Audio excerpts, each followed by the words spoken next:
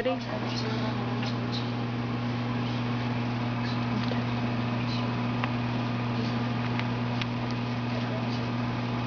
To care to him who shall have borne the battle, and for his widow and his orphan. These are the words from Abraham Lincoln that he promised to the veterans, which the U.S. Department of Veterans Affairs honors and serves by fulfilling President Lincoln's promise. Hi, my name is Ricardo Chong, and here my topic is the U.S. Department of Veterans Affairs. The VA, as its acronym is, does not just provide compensation to the disabled veterans, but also other important benefits like education, employment, medical treatment, and dependents, survivors' benefits to integrate them back to society. So anyone here that have relative or individuals in the armed forces knows that compensation alone cannot be sufficient to sustain these veterans and dependents for the cost of living. So what else is offered? So today I will talk about the different types of benefits offered to veterans and dependents and survivors, starting with the VA and the healthcare system, then education and training, and finally dependents and survivor benefits. So let me turn your attention to what the VA offers in the healthcare system.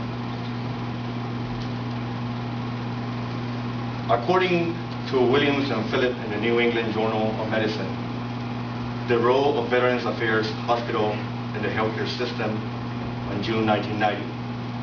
The VA medical care system plays an important role in education of medical professionals in the U.S.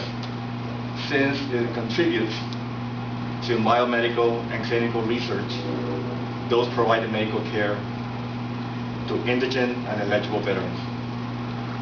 More or less what it means is, so the healthcare system here in the U.S., what they try to do is try to promote a more efficient system. They try to remove the redundancies and allocate the resources where it's needed.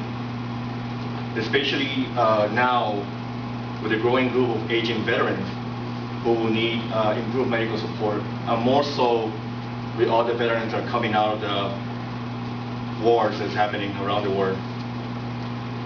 Another benefit is to minimize the need to institutionalize aging veterans by improving ambulatory services.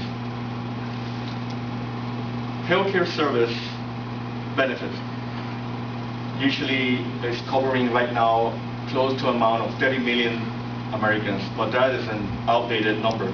Those numbers are very low compared to what the veterans are coming out of the war at this moment.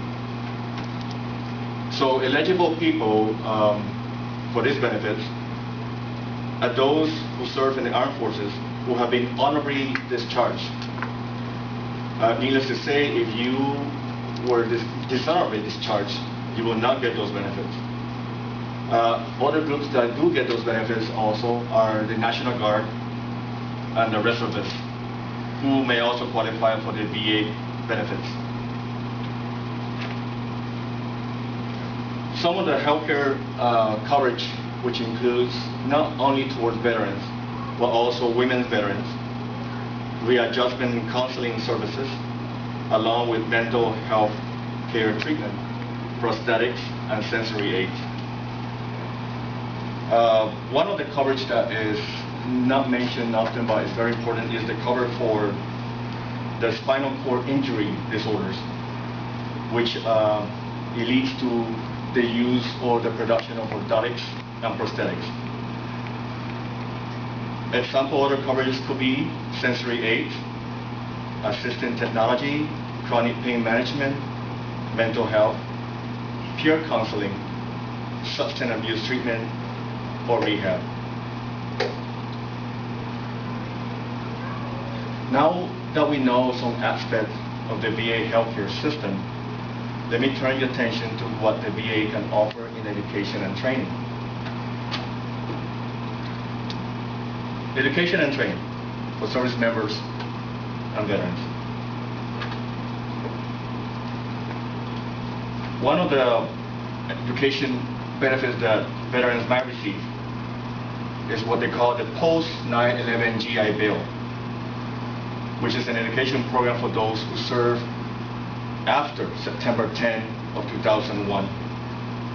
The cost in state tuition and fees for both private and public sectors could be amount to, according to this, is $13,871, but the figure is outdated again.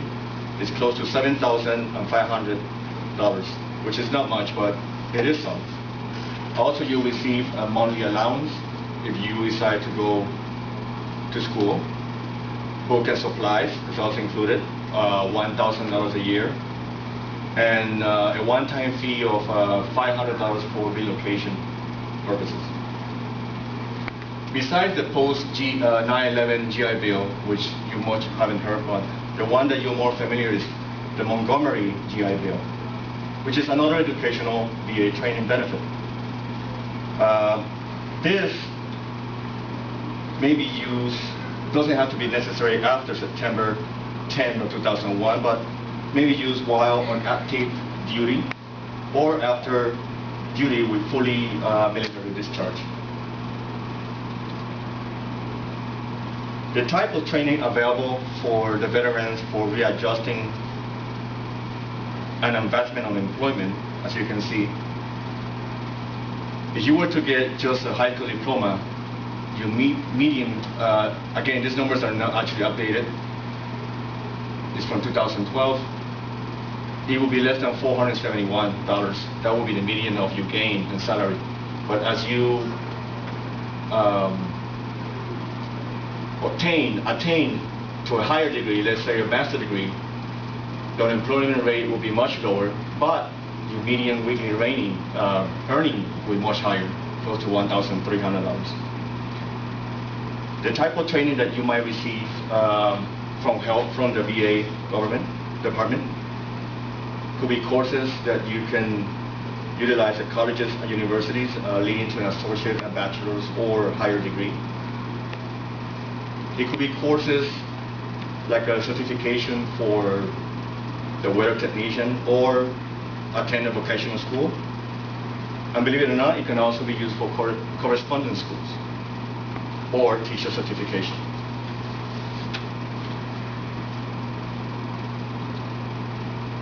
With some of the notion of education and training by the VA, let's talk about the last topic, which is the dependents and survivors benefits.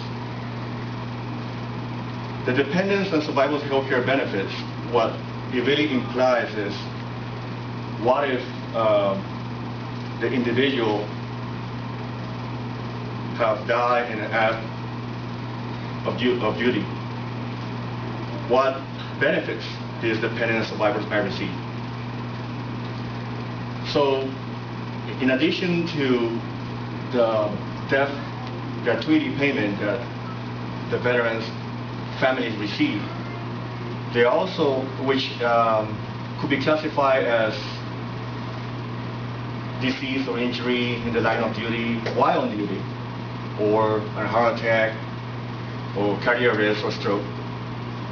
The survivors, the family receives a survivor's pension plan, which is a monthly benefit to aid the immediate family, especially those in low income level. The requirements for this dependents and survivors benefits is that the spouse must not remarry, and if they have children, they must be under 18, otherwise they are ineligible. Survivors and dependent education assistance provide qualifying dependents for completion or assistance to further their education. According to the Federal Benefits of Veterans, Dependents, and Survivors Handbook on 2012, benefits may be awarded for pursuit of associate, bachelor's, and graduate degrees and college and universities, in addition to high school diploma completion and certification of various fields. So with all these points in mind, let me put this thing in perspective.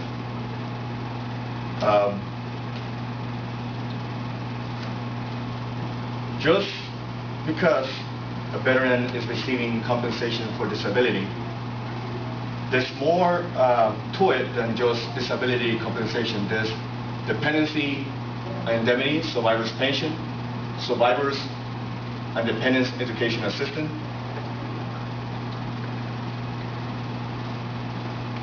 so education, employment, medical treatment, and the payment and survivors benefits is not just part or addition to your disabled compensation for the veterans to reintegrate them back to society. So having talked about the different type of benefit offered to the veterans, dependents and survivors, started with the VA and the healthcare system, then education training, and finally dependent and survivors benefit. Overall, besides serving your country with honor and pride, there's more than just simply merit compensation for the veterans, but other benefits as well for reintegration back to society.